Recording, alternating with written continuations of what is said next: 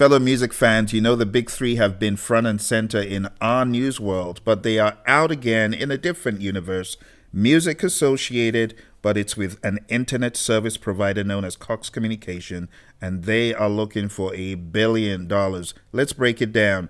Cox Communication versus Sony Music is a major U.S. Supreme Court case examining whether internet service providers can be held liable for copyright infringement committed by their users when the internet service provider is accused of failing to properly enforce repeat infringer policies under the DMCA. This case directly impacts how aggressively ISPs must police user behavior to retain legal protections. This is how the dispute began. As online music piracy exploded, the music industry initially targeted platforms like Napster. As piracy shifted to anonymous peer-to-peer sharing, labels pivoted towards suing users directly and pressuring ISPs using DMCA's repeat infringer termination requirement. Most large ISPs joined the copyright alert system to process infringement notices. Cox refused to join and operated its own takedown system. Now, you know, Cox is privately owned. It's a big family empire, and they decided to do things on their own. Well, the first major case was BMG versus Cox, 2015 to 2018. BMG and Round Hill sued Cox, alleging it knowingly allowed repeat infringers to stay online. The 2015 jury verdict, Cox was found liable and ordered to pay $25 million. Remember, we're talking about music in this context. Music costs a lot of money, especially when things don't go very well. The 2018 appeal, Fourth Circuit agreed Cox's policy failed DMCA standards, but overturned the verdict due to faulty jury instructions. The case settled privately before retrial. This outcome encouraged other labels to escalate. Now we move to the Supreme Court showdown. This is 1st of December 2025. Cox Communication versus Sony Music Entertainment and the entire music industry coalition. Arguably the most critical internet copyright case in 2 decades.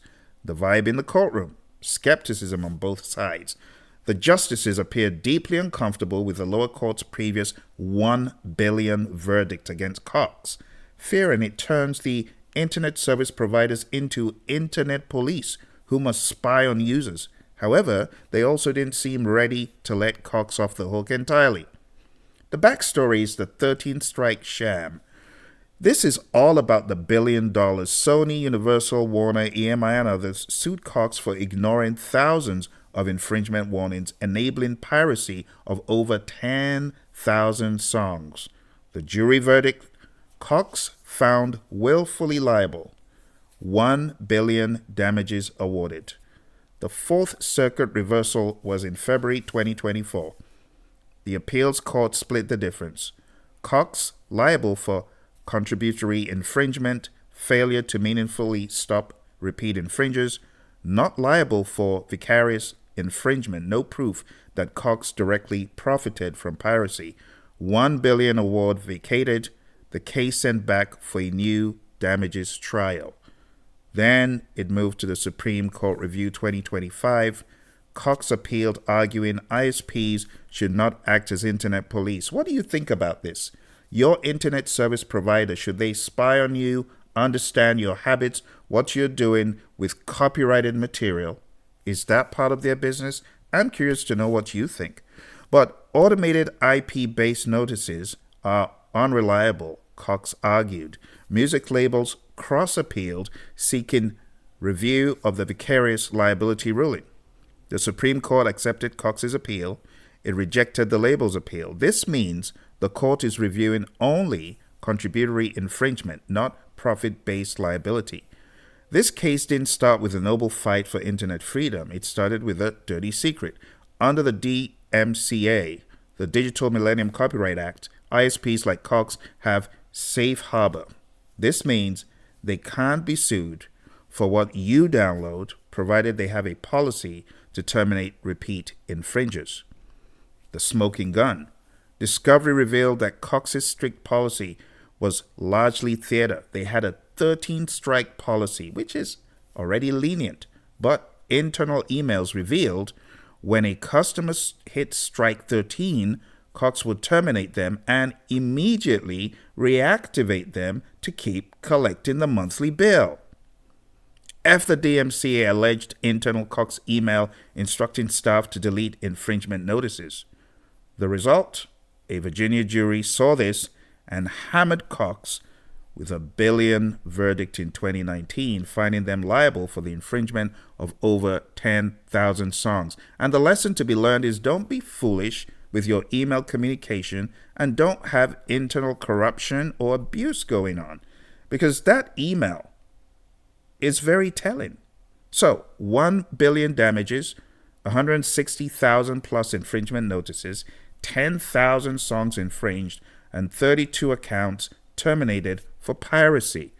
Who's in the ring? Well, we have Cox, the petitioner, the defendant, one of the largest ISPs in the United States.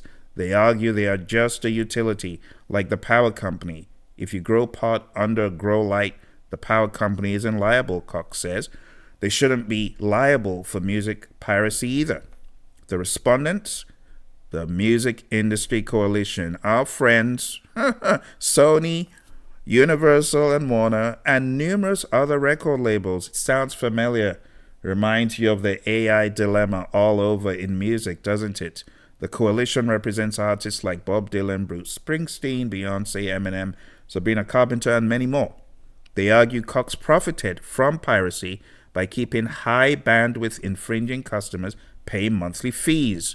When you take a look at the grand scheme of it, it is pretty reckless of them to knowingly keep these folks on and reactivate them if that is true.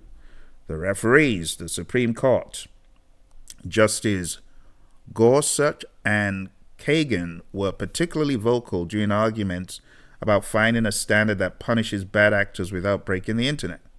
Who's supporting each side? Well, ACLU, Google, X Corp, Free Speech and Library Organizations, and U.S. Solicitor General are supporting Cox. And who is supporting the music labels, Motion Picture Association, and major recording industry groups?